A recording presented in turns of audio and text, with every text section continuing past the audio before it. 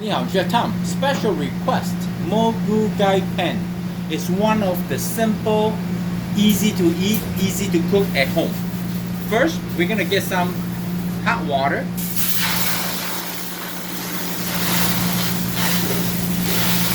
Moo Goo Gai Pan is all about mushroom, bamboo shoots, pea pod, or celery, or carrot, or bell pepper.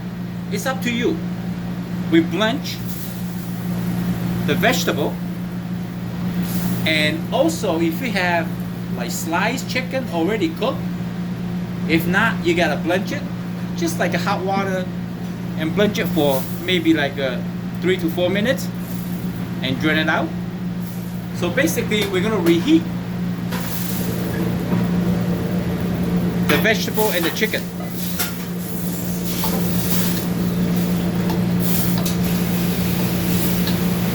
Make sure the chicken is thoroughly cooked.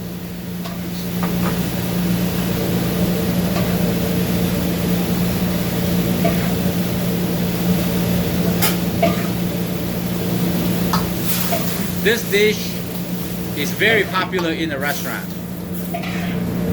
It's gluten free because you don't use the soy sauce.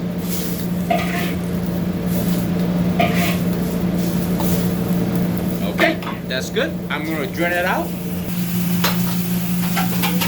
Set on the side. And here, I'm just going to add some king oil, not much. And ginger and garlic in. Ginger and garlic. It's the main ingredient, aromatic. A little bit cooking wine, sherry cooking wine, or any kind of wine, it's fine. Give them more flavor. And now you can add vegetable stock or just simply hot water, because you're gonna have those chicken and vegetable cooking anyway. A pinch of white pepper, salt, whatever amount of salt that you need for flavor. Give it a try, perfect.